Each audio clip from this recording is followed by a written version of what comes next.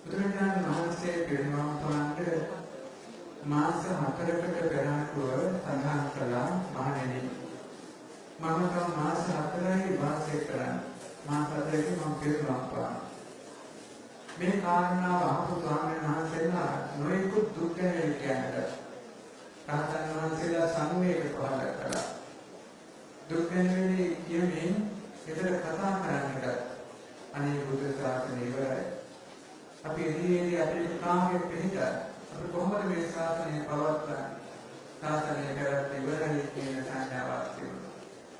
වෙනතර එක ස්වාමීන් වහන්සේ නමක් හිටියා. උන්වහන්සේ කල්පනා කළා නිහඬව භාවනා කරන්න.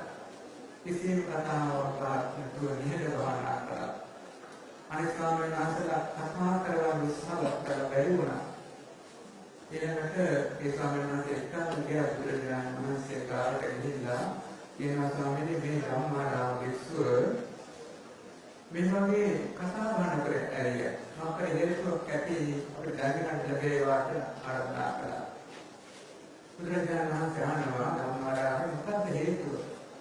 ස්වාමීනි භාගතුන් වහන්සේගේ පෙන්වීම කියන කාරණාව අපිට ගොඩාක් දුක දෙන කාරණාවක්. මම බුද්ධ ශාසනයේ පැවිද්ද ලැබුවේ සියලු දුක් අවසන් කොට නිවන් දකින්න. ඉතින් මම අධිෂ්ඨාන කළා බුදුරජාණන් වහන්සේ පිරිනමන පාන්න කලින් මම කොහොමයි ඒ භාග්‍යවතුන් වහන්සේට අධිගමනයක් ලබා උතුමාරියක් ලබා දෙන්නට ඕනේ කියලා.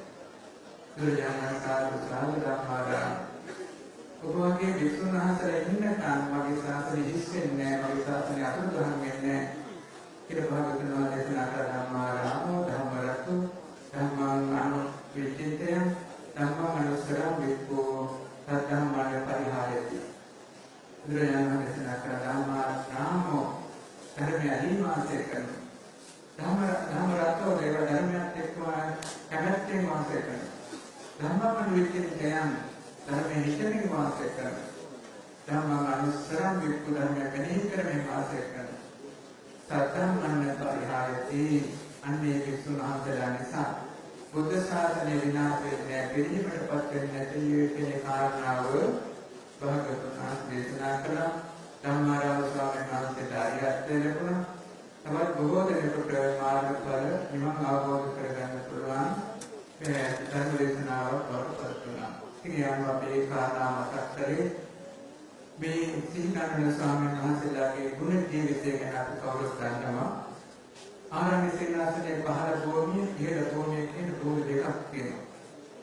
ඒත් ඉහළ භූමිය කියන්නේ පහළ භූමියෙන් කොහොමද ලැබපු වැඩි ධර්මයේ පුහුණුවෙන්න අවශ්‍ය ස්වාමීන් වහන්සේලා ඉහළ භූමියට ගිහින් නිහඬව අර ධම්මාරාම ස්වාමීන් වහන්සේ වගේ නිහඬව භාවනා කරනවා. සමහර දවස් 15කට සැරයක් තමයි පහළ ගුරු ස්වාමීන් වහන්සේලා සම්මුඛ වෙන්නේ. මේ වගේ ස්වාමීන් වහන්සේලා 69ක් ඒ කන්දෝර ප්‍රදේශයේ වාසය කරනවා. උන්වහන්සේලා 69ක් කියලට එක්කෙනෙක් ඉන්නවා. මේ අතර කිසිම දවසක ප්‍රශ්නයක්, වේදයක්, රණ්ඩුවක් කිසිම දෙයක් නැහැ. කවුරුත් එකම එක්කෙනෙක් වාසය කරනවා වගේ. ඒ වගේම තමයි ආචාර්යයන් වහන්සේලා කවුරුදාකවත් අහවල් කරදක් කළා කියලා, අහවල් විදිහට කතා කළා කියලා, අහවල් නරක දෙයක් කළා කියලා නැහැ. ඒ තරම් ගුණවන්තව වාසය කරපු ස්වාමීන් වහන්සේලා 69 අතරින් 13කට තමයි මේ කාර්යය සිදු වෙන්නේ. තුරේ ස්වාමීන් වහන්සේලාගේ භවනා කර්මස්ථාන දෙන ස්වාමීන් වහන්සේ පොඩි ධම්මදේව ස්වාමීන් වහන්සේ කියනවා ස්වාමීන් වහන්සේ මේ අත්දිනාගේ භවනාව හරි හොඳයි. මේ කණ්ඩායම් භවනාව ගොඩක් හොඳයි. මේ අත්දින අතර ස්වාමීන් වහන්සේලා කීප දෙනෙක්ම සමාධි ආදී දේවල් ගොඩක් හොඳයි. ගොඩක් තියෙනවා. ඉතින් ඒ වගේ විදේශික ස්වාමීන් වහන්සේලා තෝරනවලු එනකොට දෙන්නුගේ ප්‍රමාණ හොඳට හැදගෙන ආවේ. ඒ වගේ ශ්‍රේෂ්ඨ ස්වාමීන් වහන්සේලා පිරිසක් තියෙනික ස්වාමීන් වහන්සේ මතක් කළා. ඉතින් අපි දන්නේ ස්වාමීන් වහන්සේලා යම් බඳු විශේෂ අධිගමනයක් ලැබුවා කියන එක අපිට කියලා නැහැ. නමුත් අපි විශ්වාස කරනවා.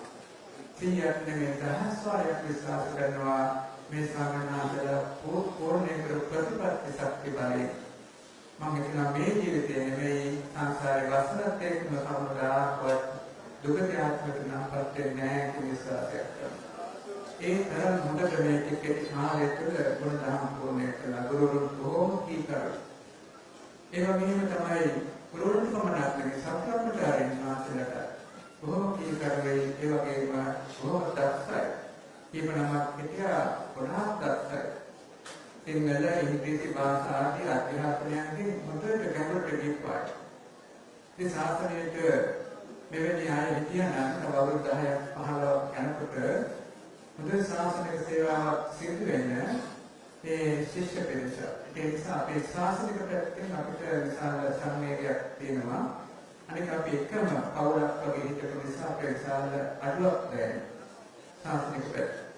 නමුත් අපේ සංසාරය ගැන කල්පනා කරනකොට අතීත භවයේ අනාගත භවයේ මේ දෙපැත්ත කල්පනා කරනකොට තේරෙනවා අතීත භවයේදී අපි අත්වෙච්ච අඩුපාඩුව මේ විපාක වලට ප්‍රතිංගා අනාගත භවය ගැන කල්පනා කරනකොට පේනවා මේ අය කිය තැන් වල බොහෝ දෙනෙක් බොහොම සතුටින් දැන් පිළිගන්න ඇති අරිහත්ත්වයට පත් වෙන්නේ නැත්නම් ඒ තැන් වල බොහෝ අය දැන් සතුටින් පිළිගන්න ඇති ඒ ඇත්තේ ඒ ජීවිත අනිවාර්යයෙන්ම ඒ ජීවිත සාර්ථක පැත්තට පත් වෙනවා.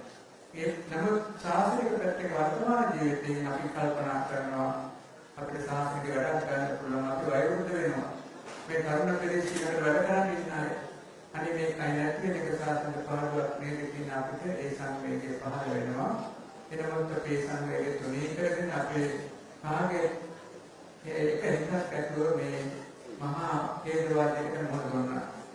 ඉතින් ඒ වෙලාවේදී මහා කේන්ද්‍රවාදයකට මුහුණ දුන්න දීම සඳහා අපිට ඒ කාගේ ස්වාමීන් වහන්සේලාගේ විශාල ශක්තියක් දායකයගේ කාගේ විශාල ශක්තියක් ලැබුණයි.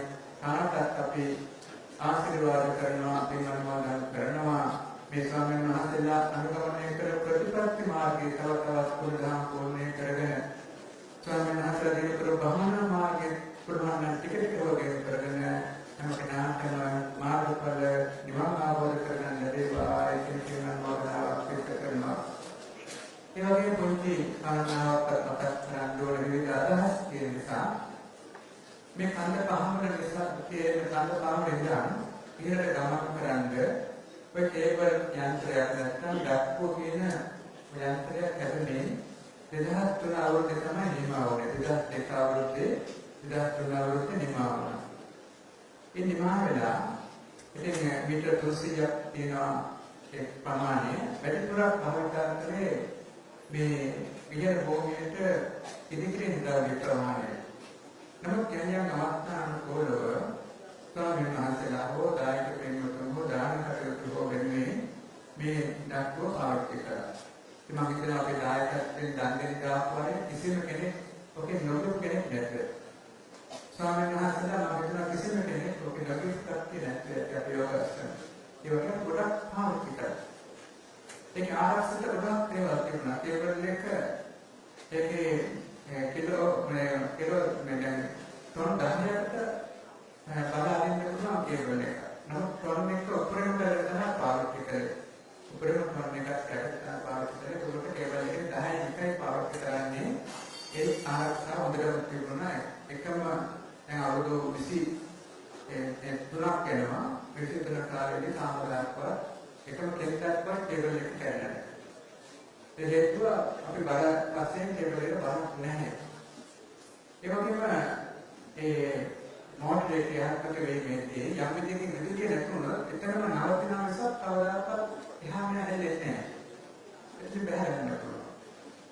ඒ වගේම තමයි යම් විදිහකින් ප්‍රමාණයට ලෝඩ් එක වැඩි වුණොත් එතන තියෙන ඉහළ ඔක්කොම ඕවර්ලෝඩ් ඔක්කොම නැත්නම් ප්‍රමාණය වැඩි වුණායි කියලා ලිෆ්ට් එක නවතිනවා වගේ ඕවර්ලෝඩ් ඔක්කොම ඒක ක්‍රියාත්මක වෙලා එතන නවතිනවා. ඒක නිහඬ යෝග්‍ය වැඩ කරන්නේ. ඒ වගේ සිස්ටම් එකක් ක්‍රියාත්මක වෙනවා. පහළ වතුම ඉහළට ගිහින් ඉබේ නවතිනවා. ඉහළට වතුම පහළට යන්නේ ඉබේ නවතිනවා. මේ වගේ ඒ දේවල් තිබුණා. එනමුත් අවුරුදු 20 ගණනක් පහළටදී උඩ ඒ ගියර් පෙට්ටිය ඒ වගේම උඩ තියෙනවා කේබල් ඩ්‍රම් එක අතර පොඩි ප්ලේ එකක් කරලා. ඒ ප්ලේ එක නිසා තමයි මේ රිලීස් වෙලා තියෙන්නේ. උඩට යනකොට මෙන්න පිළිස වැඩි කරන නිසා නේ පොඩක් දිනක් හිතනවා පිළිස වැඩි කරනවා කියලා ප්ලේ එක රිලීස් වෙලා තියෙන නිසා ඒ යන්ත්‍ර වේගින් ඇවිල්ලා අවසානයේ තමයි කේබල් එකකට තියෙන පරිණාමයෙන් ගිහින් පිට පැනනවා. ඒ නිසා මේ කේබල් යන්ත්‍රය කැරීමේදී මේ ඒක අපරක්ෂාකාරී ටිකක් නෙමෙයි කවුරු කොහොම පරීක්ෂාකාරීව මේක කල්පනාවෙන් නඩත්තුනා. ඉංජිනේරු මහත්තුරු විදිහට බැලුවා නඩත්තු කළා. අපේ ඉංජිනේරු ස්වාමීන් වහන්සේ නමක් ඉන්න හැමදාම වගේ බලලා අඩපාඩු බලලා නඩත්තු කරනවා. අපේ ඉංජිනේරු මහත්තුරු බසේ වැඩ කරන දායක මහත්තුරු කෙනෙක් ඉන්නවා හැමදාම පොඩි කිවලයක් ආවොත් ඇවිල්ලා හදලා ඒව නඩත්තු කරනවා. කිසිම දෙයක් අඩුවක් කරන්නේ නැහැ. වහන්සේට ගිහින් බලන්න පුළුවන් අද වුණා හොඳ ක්‍රීස් එක තාම හොඳට තියෙනවා. ඒ වගේ වගේ නඩත්තු කරන්නේ නැහැ. ඔතන ඇතුලේ වෙච්ච දේ පෙවුන්නේ නැහැ. උඩ යන්ත්‍රයේ කේබල් යන්ත්‍රය ඇතුලේ වෙච්ච දේ පෙවුන්නේ නිසා තමයි මේක දියුනේ. ඒක සම්බන්ධව දැන් පරිස්සම වාතාවරණ බොහොමයක් තියෙනවා. ඒ නිසා ඒක උත්තර ගන්න මේක අපරිස්සමකාරී ටිකක් නොවන බව. හැබැයි ඒක වරදක් මම පිළිගන්නවා. ඒක මගේ වරදක් කියලා මම පිළිගන්නවා. ඒක හේතුව මේක 2003 අවුරුද්දේ තාක්ෂණය ඉතාම අඩු කාලේ ඇවිත් එකක්. ඊට වඩා තව තාක්ෂණය දියුණු කරන්න තිබ්බා අපිට. අපිට දියුණු කරන්න අවශ්‍යතාවයක් වුණේ නැහැ. ඒ කාමදායක ප්‍රශ්නයක් වුණේ නැහැ. නැත්නම් මේ දායකයාගේ දැනුම මාර්ගිකම හරියට නෙවෙයි. ප්‍රශ්නයක් නෙවෙයි ඉස්සරහට විශ්වාසයක් තිබ්බා හානියක් නෙවෙයි කියලා. ඒ නිසා අපි දියුණු කරන්නේ කියලා අපි උපදෙසක් දුන්නේ නැහැ. ඉතින් අන්න ඒක කාගවත් දන්නේ මගේ වරද. ඒක නිසා ඒක මේ අපේ දියුණු කලානම් තව අධිරයකට ඒක තවදුරටත් අතිරේක සෙට් එකක් උදලා තිබ්බම මේ දේ වෙන්නේ නැහැ. මේක අපි කරගන්න අපිට අවශ්‍යකමක් ආවේ නැත්තේ කවදාවත් මේක ප්‍රශ්නයක් නෙවෙයි. ඒ නිසා ඒක යම් කෙනෙක් වදනාවක් කරනවා නම් ඒ කවුරුත් නෙවෙයි නඩත්තු කරපු අය මේක හොඳට කළා. ඒක මගේ අදහස් නිසා ඒක වදනාව මම වාර ගන්න කැමති නිසා ඒක තේරුම් කරගන්න කාටවත් වදන්නේ බව. ඒ දැනුමක් නිසාවත් අපේ සම්මනහලාගේ නොසලකීමක් නිසාවත් දායකයන් නොසලකීමක් නිසාවත් නෙවෙයි. මේ ආයතනයේ හැම එකක්ම ඉතාම ලස්සනට නඩත්තු වෙනවා, පවතිනවා, ආරක්ෂා වෙනවා. හැම අංශයක්.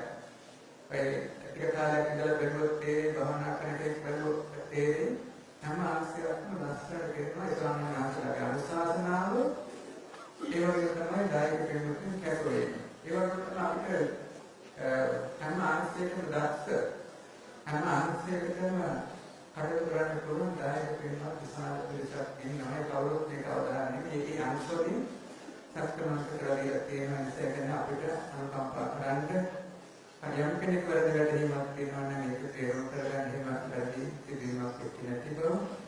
ඒක අර සමහරවිට තාක්ෂණ දිවිලා නැති නිසා ඒ දෙවිච්ච බව තේරුම් කරගන්න. ඒක මගේ වචනයකින් මම කිව්වේ කාලය වෙලා නැති වුණා අපිට දැනගන්න ලැබුණ විවිධ අදහස් විවිධ මතවාද පිට යන නිසා ඒ කාරණාව. ඉතින් තවත් දුරටත් මේක විදිහට පරීක්ෂණ සිද්ධ වෙනවා. ඒ විශේෂයෙන් පොලිස් දෙපාර්තමේන්තුවේ ඒ වගේ ඉංජිනේරු අංශයේ ඒ වගේ හද පරීක්ෂක අංශයේ ආදී වලින් පරීක්ෂණ සිද්ධ වෙන එකට හොඳ වාර්තාවක් ඉදිරිපත් කර උසාවියෙන් හොඳ වාර්තාවක් ඉදිරිපත් කර ඒ වාර්තාව අවසාන වාර්තාව වෙනදා පිළිගනිමු. ඒක අපේ අදහස මගේ අදහස මම ප්‍රකාශ කළේ. ඉතින් ඒක සම්බන්ධව අපි තේරුම් කරගන්න.